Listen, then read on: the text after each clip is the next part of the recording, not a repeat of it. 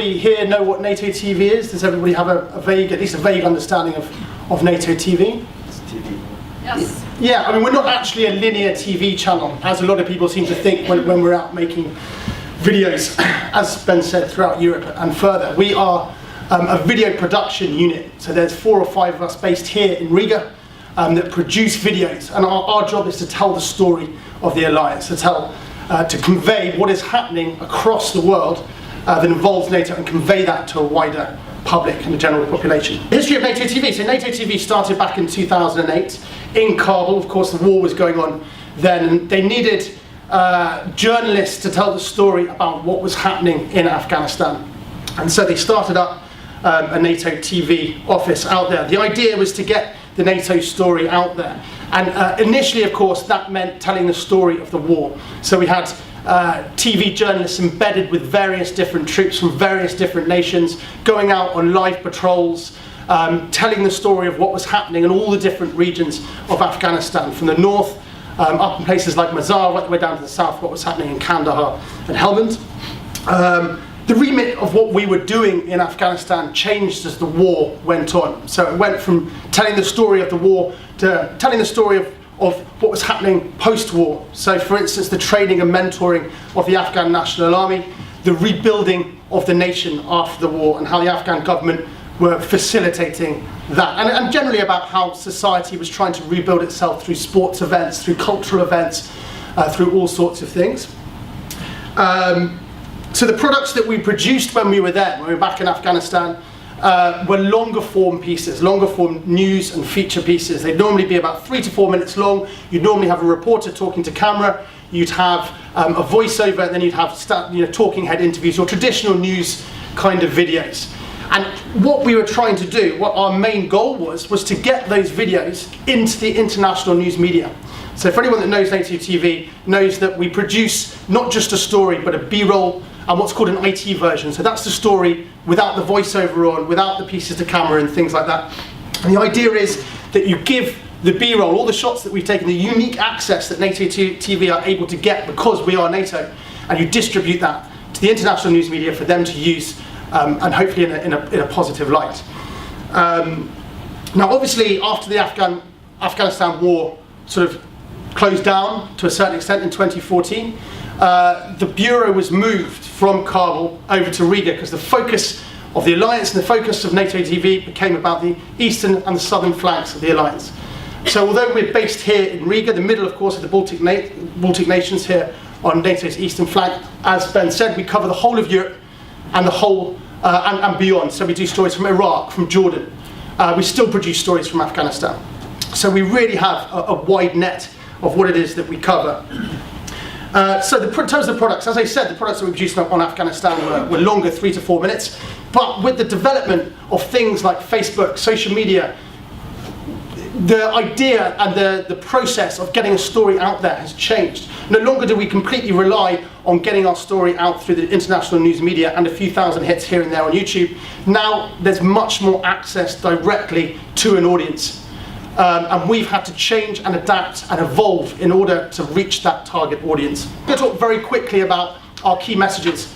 So obviously in Afghanistan, our key messages was tell the story of the war, essentially, tell the story of the NATO presence in Afghanistan. Now our key messages have changed. Our key messages are things like assurance, reassuring populations and smaller nations that NATO stands united. Defense and deterrence, demonstrating strength, counter threat, and the fact that we're all stronger together.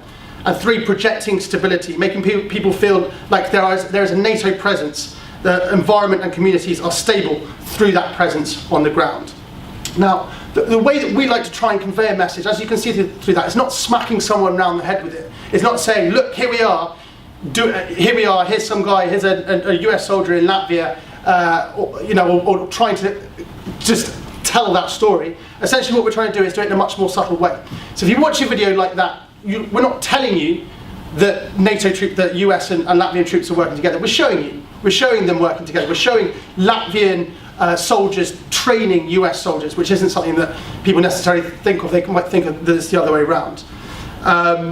We're also showing that here is a US presence in Latvia. We're also showing them doing something quite extraordinary. It's not something that's just your bog standard, here are troops marching out, here are them exercising. This is actually something that is quite interesting and quite different.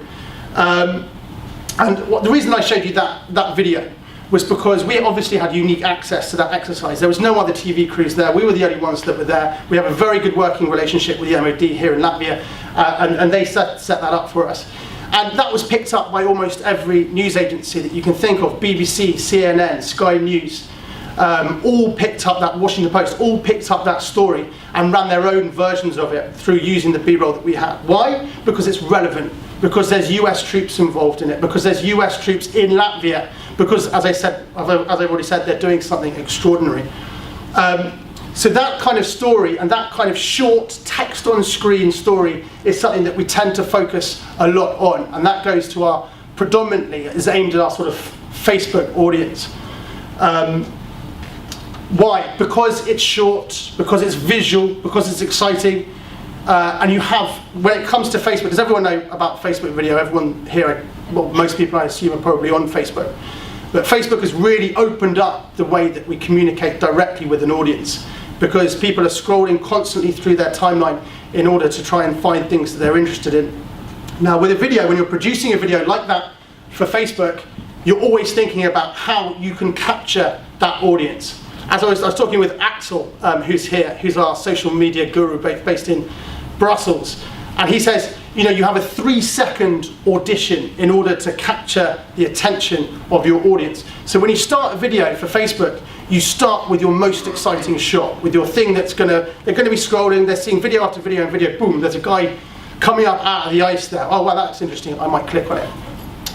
So when we're producing videos for a Facebook audience, we try to keep them as short as possible, as visually exciting as possible, and with key messages, key sound bites. It's not us telling you what's happening, us telling you a story, it's us giving you an idea and a perception of something that's happening in an interesting and visual way.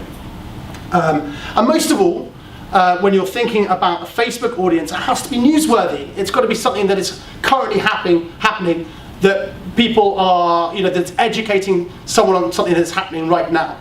Okay? So we're always looking for things that we can produce in a short, sharp way. We're trying to beat the international news media to get that message out, and then we distribute it to them, hoping that they can make that message go wider, essentially. Not just short, sharp social media pieces, it's also longer form pieces, and the difference with that is we're showing different NATO core messaging. So for instance, we're showing national identity, freedom, independence. It's an educational video, sovereignty, all reassurance, all of those kind of things that NATO cares, that the countries within NATO care about what is happening all over the alliance, essentially. Now that video is not ideal for Facebook, for the Facebook platform. It's not very short, it's not 30 seconds long, it's not designed to try and grab someone's attention. It's designed much more for a YouTube audience, right? It's a timeless piece. It's the kind of, Facebook essentially, when you put something on Facebook, it's very much here today, gone tomorrow.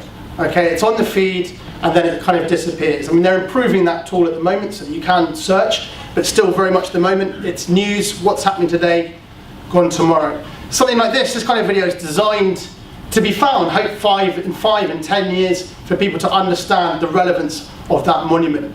So the videos that we produce aren't just designed for a Facebook audience, for news, to get messaging out to the international news media. It's also designed to educate and reinforce those NATO core values. So also, when you've got the difference between sort of a Facebook hit and a YouTube hit and an Instagram hit, which is now something that we're delving into, is the fact that a NATO hit is 3 seconds. So if someone views a NATO video for 3 seconds, that is classified as a view, right? Whereas with YouTube, it's much more about the length of time that's been watched. Okay, that's how they run their diagnostics now. So you can be sort of guaranteed that with a YouTube view, you're getting a much more longer lasting. You're getting someone who's interested, someone who's bothered to search out and look up that subject. So when you're producing videos for YouTube, longer form for YouTube, then you need to take that into account as well. What we've done in order to cross-platform and in order to make the most of using all the different SOCMED's platforms that are available to us is to do things like, for instance, we trailer this. So what happens if you put a YouTube video, just a link to a YouTube video on Facebook, is that they bury that link, unfortunately, because they don't want you to click on YouTube. They want Facebook wants the full market of video production. So if you just put a link, you can guarantee that you're not going to get as many views on that YouTube video as you could do. So what we do is we either cut out a very small part of the film, or we tailor make a trailer which will be about 20 or 30 seconds long, that will then send out on Facebook and hopefully entice an audience using that 20 or 30 second clip to the YouTube audience.